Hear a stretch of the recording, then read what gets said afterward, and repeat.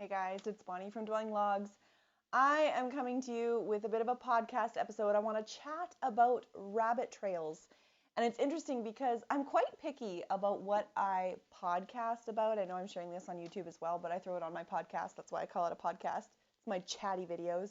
Um, I have recorded a lot of podcasts. I know it's been a long time, but sometimes when I re-listen to them, I'm like, oh my goodness, I just feel like this isn't quite useful enough for another mom to spend 10 or 15 minutes listening to. We have better things to do. So if I re-listen to this and it makes it onto the YouTube channel, then you know it might be worth listening to.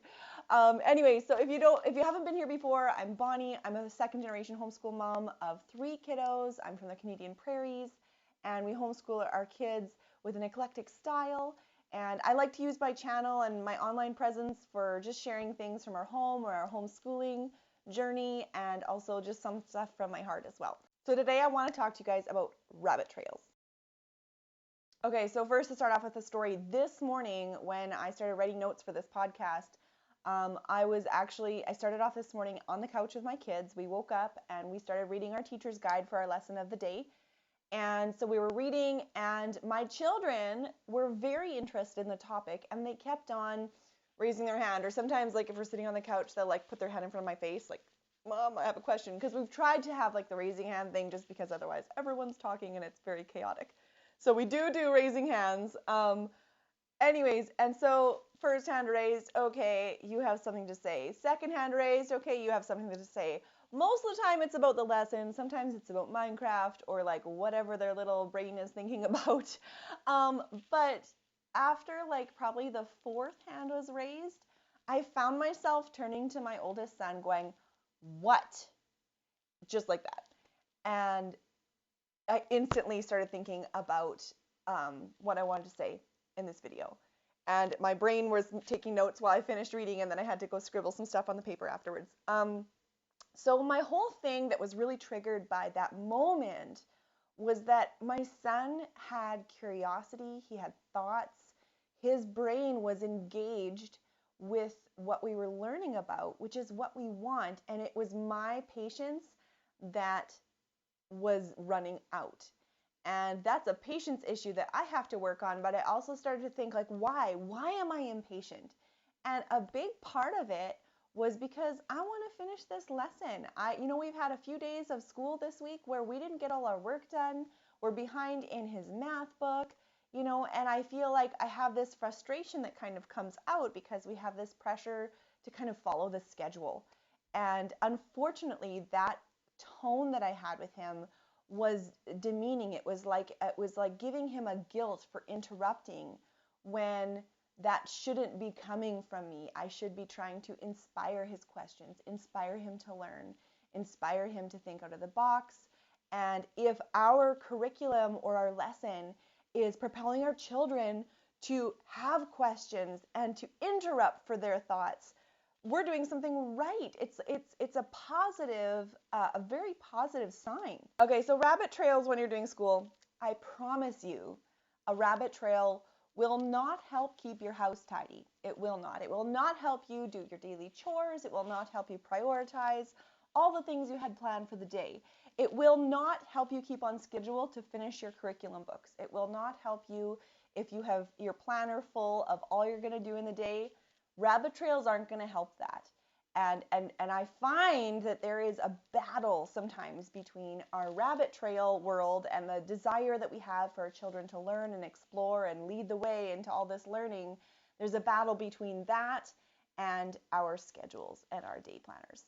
Now, what rabbit trails will do is it will inspire your children to learn. It will inspire your children to think for themselves. It will inspire your children to ask questions. It will inspire your children to find answers and to learn how to research. So when it comes to a battle between rabbit trails and what we have in our scheduled plans, we really need to look at things, zoom out for a second, like I had to do this morning, and go, who do I want to win this battle? And for me, in our home, in our homeschool, I want the rabbit trails to win. I want the curiosity to trump the schedule. I want the questions and the research and the time to just hear feedback from our children and to see them explore things to trump the checklist of all the requirements that I have of them on paper. So I think going forward, when I'm thinking about how I want our homeschool to work, how I want my kids to engage with our school and our learning time and things like that, I'm trying to marry those things together. I'm trying to marry a curriculum style eclectic education and homeschooling education with this rabbit trail style. I'm not quite at the point of being ready to do unschooling, which I feel like if unschoolers are watching this, they'll be like, come on, yeah, do it like us, and it solves all your problems of what you're talking about, which is so cool. I love the model of homeschooling when parents can put a lot of energy and effort into it to really facilitate their children's learning and their leading. But for our home, I'm really trying to just figure out how can I marry the idea of letting rabbit trails trump our learning time with the curriculum and the plans that I have, because I do love the curriculum that we use. I do love the planning and stuff that goes into it. I think that the planning is nice too, because if you're having a day where you're tired or the kids are not into the lesson, to have something more structured is nice to fall back on. And it also helps you feel accomplished when you do get it done. So in marrying these together, I think what we need to do going forward is just know our priorities and know that we are going to let our children's curiosity and their input on our topics that we're discussing and things like that trump the checklist of all the things we have to get done. And if we have to take an eraser to our day planner or completely reprint our calendar page, we should be willing to do that as homeschool moms. Okay, so as far as rabbit trails, I thought I would also discuss how to rabbit trail, because I think a lot of us are used to all this structure and we're used to asking our children to sit quietly during lesson time and all this kind of thing. And so how do you rabbit trail? How do we rabbit trail? So I'm going to let you guys know how we rabbit trail in our house. And basically, it is just kind of like the scenario I described this morning, where we might be doing a lesson, and once those hands get raised and those questions get asked, you follow the trail. So we use a lot of YouTube. If the kids are asking questions, how does this work? What does this look like? We definitely use a lot of YouTube. There are so many great channels, National Geographic and all kinds of things to explain so much science. There's a lot of kid-friendly videos online too that can help with that in a very visual way. My kids tend to be more visual, plus they love screens, so if they get a video to answer some of their questions or video research, they are so excited. Also, we use Google. When I'm with them, I don't let my kids use Google without me quite yet. My oldest is 8 years old. We do use Wikipedia, but I want to also talk about credible resources. We have to be careful, or credible sources. We do have to be careful what we read online and teach our kids that like not anything in print or in text online is accurate and reliable. But if you didn't know, if you're looking on Wikipedia, because Wikipedia is just very popular, it always pops up, it has a lot of great information, please know that on Wikipedia, if you scroll down to the footnotes, they'll often have the original credible sources linked there. So if you're someone who's really particular about where your sources are coming from, that's a little feature that a lot of people don't know about Wikipedia, is that if there is an article with credible information, they often have the footnotes for those sources down on the bottom of the page. Also, my kids love to do a library run. I love our library system is now online, so I can search topics and I can actually like get a library order together and we can just go pick it up from the library now, so that's awesome.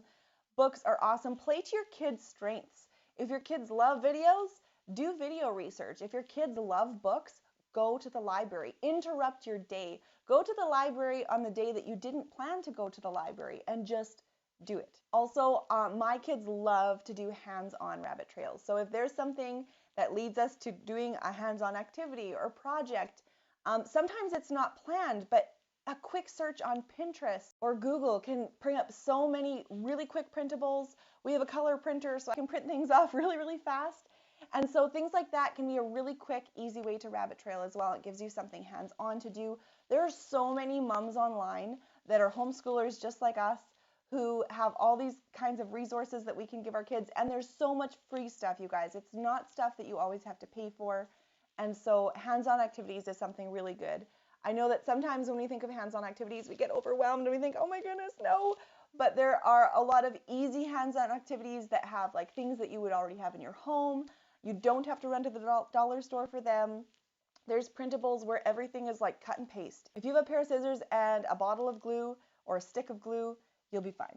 And if your kids love creative writing, oh my goodness, like writing is such a great way for kids to just be able to be creative in poetry or story, or maybe it's a way that they like to regurgitate what they're learning. Anyway, so my takeaway, 2 points about rabbit trails. 1, we need to give ourselves, myself included, we need to give ourselves permission to veer off the lesson plan. Veer off the checklist that we were hoping to complete today. Veer off the calendar that has everything scheduled in. And number 2 is to lead learn until your children do. So I love the term lead learner. I love the idea of, especially when our kids are little, for us moms to ask the questions and to get excited and to show our kids, hey, what if we went and looked at this and researched that?